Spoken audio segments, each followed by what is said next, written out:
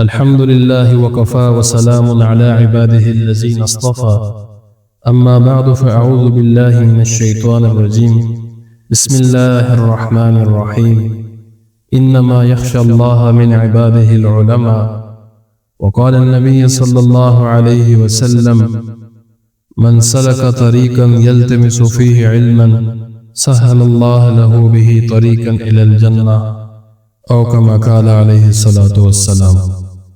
انتہائی قابل احترام بھائیوں، بزرگوں اور دوستوں، یہ ایک حقیقت ہے کہ انسان کی پوری زندگی علم کے بغیر درست نہیں ہو سکتی، لیکن اس میں سب سے مقدم اور سب سے اہم وہ علم ہے جو ہمیں اللہ تعالیٰ کی معرفت عطا کرے، ہمیں حلال و حرام کی پہچان دے اور ہمیں صراط مستقیم پر چلائے۔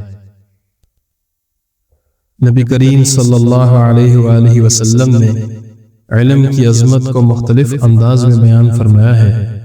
چنانچہ ایک حدیث میں آپ فرماتے ہیں من سلک طریقا یلتمس فیہ علما سہل اللہ لہ بہ طریقا الی الجنہ، جو شخص علم حاصل کرنے کے راستے پر چلتا ہے اللہ تعالیٰ اس کے لیے جنت کا راستہ آسان کر دیتا ہے۔ ایک اور حدیث میں آپ فرماتے ہیں من یرد اللہ بہ خیرا یفقہہ فی الدین، اللہ جس کے ساتھ بھلائی کا ارادہ فرماتا ہے اسے دین کی سمجھ عطا فرماتا ہے۔ چنانچہ ایک حدیث میں آپ فرماتے ہیں خیرکم من تعلم القرآن وعلمہ، تم میں سب سے بہتر وہ ہے جو قرآن سیکھے اور سکھائے۔ ایک اور حدیث میں آپ فرماتے ہیں فضل العالم علی العابد کفضلی علی ادناکم، عالم کی فضیلت عابد پر ایسی ہے جیسے میری فضیلت تم میں سے ادنا شخص پر ہے۔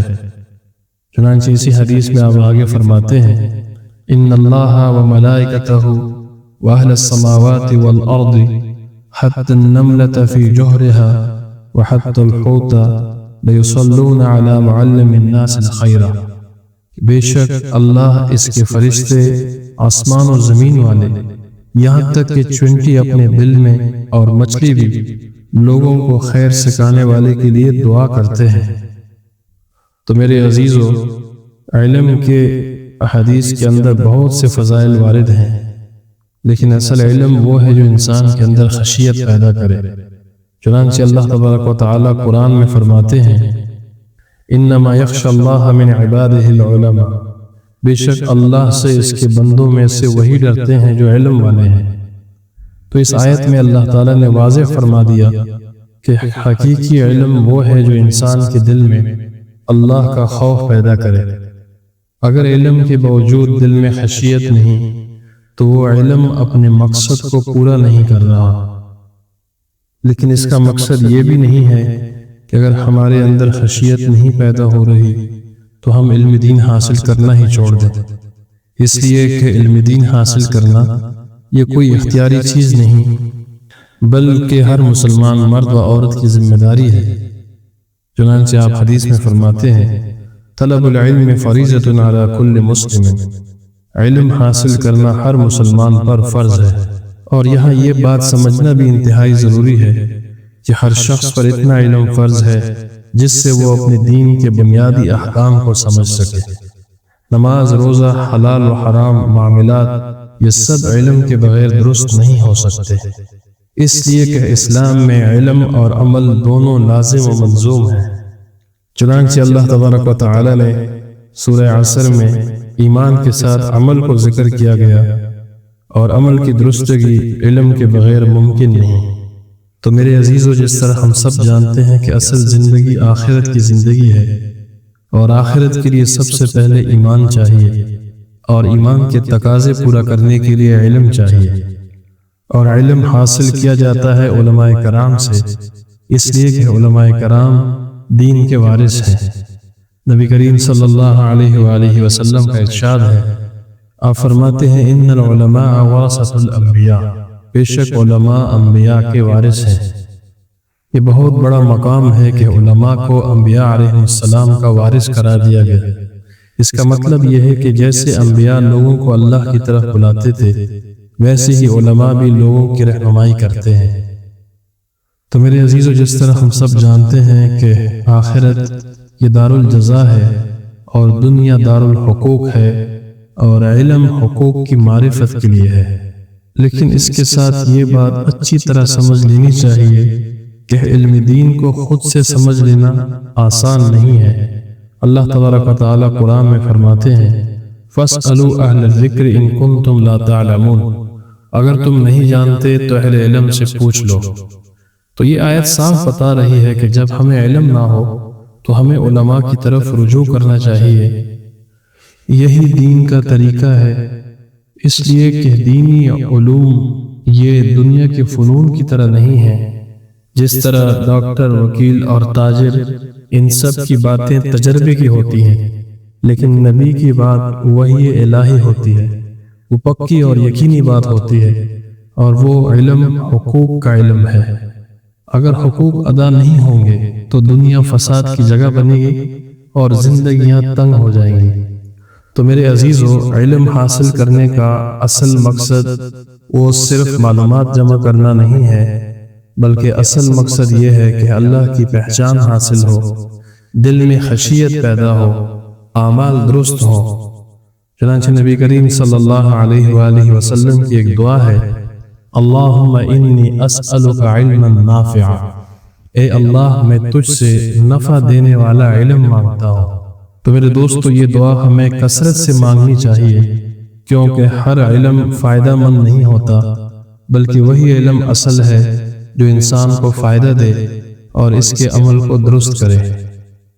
علم کی سب سے بڑی پہچان یہ ہے کہ وہ انسان کے اندر اللہ کا خوف پیدا کرے۔ اگر علم کے باوجود انسان کے اندر تکبر، غفلت یا بے عملی ہے تو اس سے اپنے علم پر غور کرنا چاہیے، کیونکہ قرآن نے واضح کر دیا انما یخشی اللہ من عبادہ العلماء۔ تو میرے عزیزو، علم صرف کتابوں سے نہیں بلکہ اہل علم کی صحبت سے آتا ہے۔ جب انسان علماء کے پاس بیٹھتا ہے تو اس کی اصلاح ہوتی ہے، اس کی سوچ درست ہوتی ہے، اس کے اندر عمل کی رغبت پیدا ہوتی ہے۔ اس لیے ہمیشہ علماء کی مجلسوں میں بیٹھنے کی کوشش کرنی چاہیے، اور اس کے ساتھ ہمیں اپنی زندگیوں کا جائزہ لینا چاہیے۔ کیا ہم دین کا علم حاصل کر رہے ہیں؟ کیا ہم علماء سے جڑے ہوئے ہیں؟ کیا ہم اپنے بچوں کو دین سکھا رہے ہیں؟ لیکن دین سکھانے کے لیے سب سے پہلے خود دین کو سمجھنا انتہائی ضروری ہے، اس لیے کہ نبی کے علم میں دو پہلو ہیں، ایک مسائل اور ایک فضائل۔ فضائل بیان کرنا تو عام لوگ بھی بیان کر سکتے ہیں، لیکن مسائل بیان کرنا یہ علماء کرام کا کام ہے۔ مسائل کہتے ہیں طریقے، اگر طریقوں والی زندگی نہیں بنے گی تو زندگی رواج والی ہوگی۔ ایک حکم ہوتا ہے اور ایک حکم کے طریقے ہوتے ہیں، اور یہ جو فضائل ہیں یہ اللہ تعالیٰ کے انعامات ہیں۔ مولانا ابراہیم دیولہ صاحب دامت برکاتہم چنانچہ آپ فرماتے ہیں کہ ہمارے ہاں ہر شعبے کے مسائل بھی ہیں اور ہر شعبے کے فضائل بھی ہیں۔ مزدوری، تجارت، زراعت اور عہدوں کے مسائل بھی ہیں اور فضائل بھی، نماز کے مسائل بھی ہیں اور فضائل بھی، اسی طرح روزہ، حج اور زکوٰۃ کے مسائل بھی ہیں اور فضائل بھی۔ تو میرے دوستو، دنیا کے اندر جتنے شعبے ہمیں نظر آتے ہیں جو ظاہری طور پر ہمیں لگتا ہے کہ یہ تو دنیاوی شعبے ہیں، حالانکہ حدیث میں ان کے فضائل ہیں۔ جس طرح انصاف کرنے والے حاکم کی دعا ایسے قبول ہوتی ہے جیسے روزہ دار کی افطار کے وقت، اور اسی طرح قیامت کے دن وہ عرش کے سائے میں ہوگا۔ اور تجارت یہ دنیا داری نہیں ہے، بلکہ تجارت کی بھی بڑی فضیلت ہے کہ جو سچا تاجر ہوگا، صدیق ہوگا، قیامت والے دن ان کو نبیوں کے ساتھ اٹھایا جائے گا۔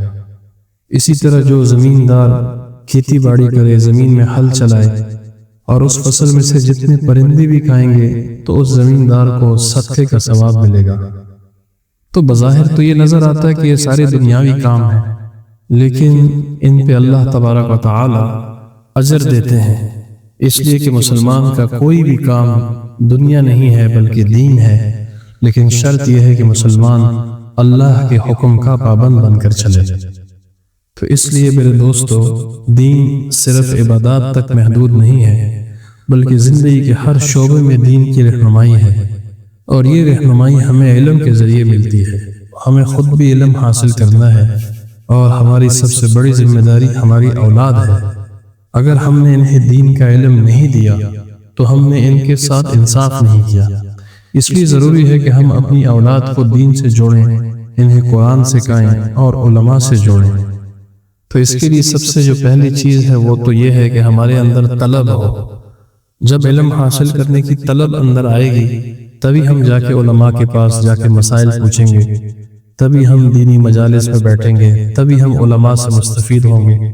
لیکن اگر دل کے اندر طلب نہیں ہے تو پھر علماء کی مجلس میں جانا، قرآن کا علم حاصل کرنا اور اپنے بچوں کی دینی تربیت کرنا، یہ سب ہمارے لیے مشکل ہو جائے گا۔ اس لیے گزارش یہ ہے کہ تمام ساتھی یہ ارادہ کریں کہ جن کے بھی ابھی تک 4 مہینے نہیں لگے، اللہ کے راستے میں وقت نہیں لگا، وہ کوشش کر لیں 3 دن سے شروع کر لیں، ہر مہینے 3 دن لگایا کریں، اور اللہ سے مانگے ایک دفعہ زندگی میں 4 مہینے ضرور لگا لیں، کیونکہ اللہ کے راستے میں جانے سے ماحول ملتا ہے، اور ماحول کے اندر آدمی بنتا ہے کہ جس طرح پانی کو فریج کے ماحول میں رکھتے ہیں تو برف بن جاتا ہے، اور فریج کے ماحول سے باہر نکالتے ہیں تو پانی بن جاتا ہے۔ تو ماحول کا انسان کی زندگی کے اوپر ایک کافی اثر ہوتا ہے۔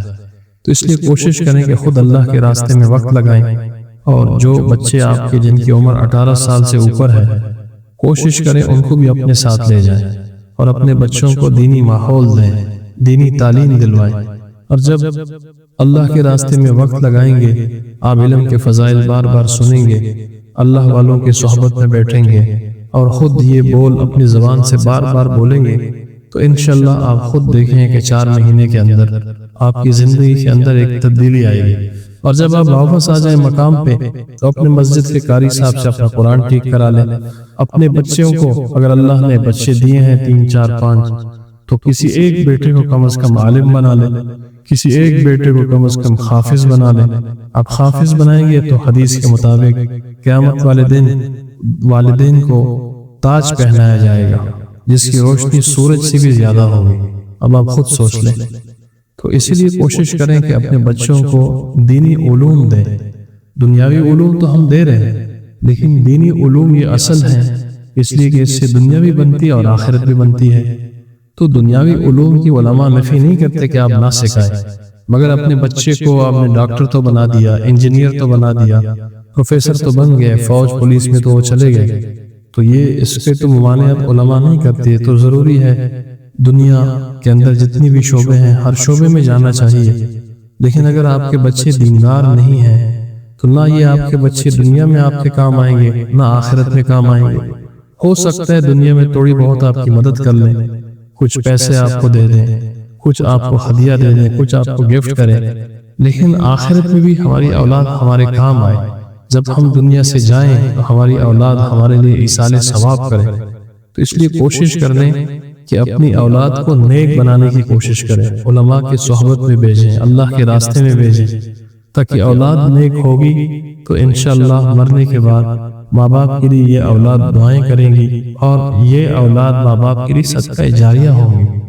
تو کوشش کریں خود بھی اللہ کے راستے میں وقت لگائیں، اور علماء کے مجالس کو اپنے لیے ضروری سمجھیں، اور پھر تھوڑا تھوڑا کوشش کریں کہ قرآن کو ترجمے کے ساتھ اور تفسیر کے ساتھ پڑھنا شروع کر لیں، اور جہاں نہیں سمجھ آتی علماء سے پوچھیں، اور مسائل کو تھوڑا تھوڑا کر کے بیشتی زور ایک کتاب ہے اس میں مسائل لکھے ہیں، اور کوشش کریں کہ روزانہ ایک مسئلہ میں نے سیکھنا ہے۔ آپ نیت کر لیں کہ میں نے ایک مسئلہ روز میں نے سیکھنا ہے، اور 2 3 یا 4 آیتوں کی تفسیر ترجمے کے ساتھ میں نے سیکھنی ہے۔ آپ نیت کریں گے تو اللہ آپ کے لیے آسان کر دیں گے۔ تو اس کے لیے انشاءاللہ میری بھی نیت ہے، اللہ کے راستے میں وقت لگاؤں گا، علماء کے مجالس میں بیٹھوں گا، اور دین کو سیکھنے کی پوری کوشش کروں گا۔ جو غفلت ہم سے ہو گئی اس پہ ہم توبہ کریں، استغفار کریں، اللہ سے معافی مانگیں، اور جو زندگی ہماری باقی ہے کوشش کر لیں کہ وہ اللہ کے حکموں کے مطابق گزرے۔ تو اس کے لیے علم بہت ضروری ہے۔ جب ہمیں پتہ نہیں ہوگا تو ہم احکامات کے مطابق کیسے زندگی گزاریں گے؟ تو نیت کریں، ارادے کریں، انشاءاللہ اللہ کے راستے میں وقت لگائیں گے اور اپنی زندگیوں کا رخ بدلیں گے۔